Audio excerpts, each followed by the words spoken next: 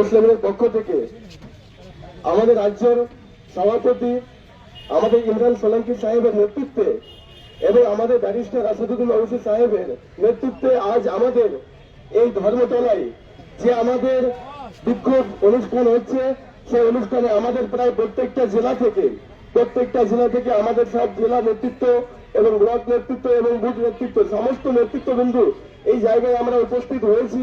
এবার আমরা এই সরকারকে একটা জিনিস বুঝাতে চাই যে দেখুন, অনেক হয়েছে আর কিন্তু সহ্য করবো না, অনেক হয়েছে আর সহ্য করবো না।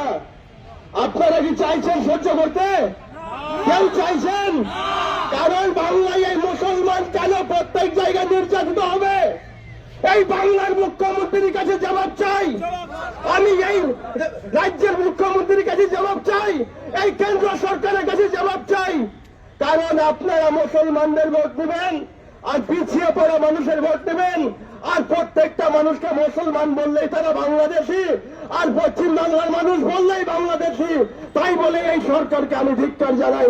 কেমন মুখ্যমন্ত্রী আপনি?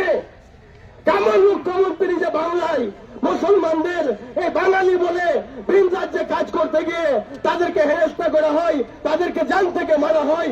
আমি মালদা জেলা সভাপতি হিসেবে আমার মালদা জেলায় জালালপুর এলাকায় আমির শেখকে বাংলাদেশে এখনো পৌঁছে আছে, তার বাড়ি আমি পরশুদিন গেছিলাম। কেন এই মুখ্যমন্ত্রী দরকার ছিল না? আজকে এই বিজেপির এক দালাল, বিজেপির এক কুত্তা, উনি বলছেন যে উনি প্রমাণপত্র দেখায়নি। আরে 1941 সালে 7 পুস্তানের দলিল আছে এখানে। 7 পুস্তান বসবাস করে আমির শেখের 7 পুস্তানের দলিল আছে এখানে। আর এই বিজেপির দালাল এই বলছে যে কিনা ওর কাগজপত্র হয়তো ঠিক নেই। দালালি করে আপনাদের রাজনীতি হয়ে গেছে। আপনারা 2026-এ প্রস্তুত থাকুন। আমি এই রাজ্য সরকারকে বলছি, আমাদের এই রানুর সরকার, দুর্নীতিবাদ সরকারকে বলছি, আপনার দ্বারা এই বাংলা সামলানো হবে না।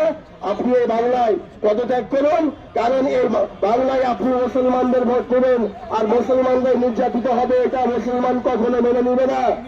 আপনাকে 2026-এ তার কঠোর জবাব দেওয়ার জন্য এই বাংলার মানুষ প্রস্তুত আছে।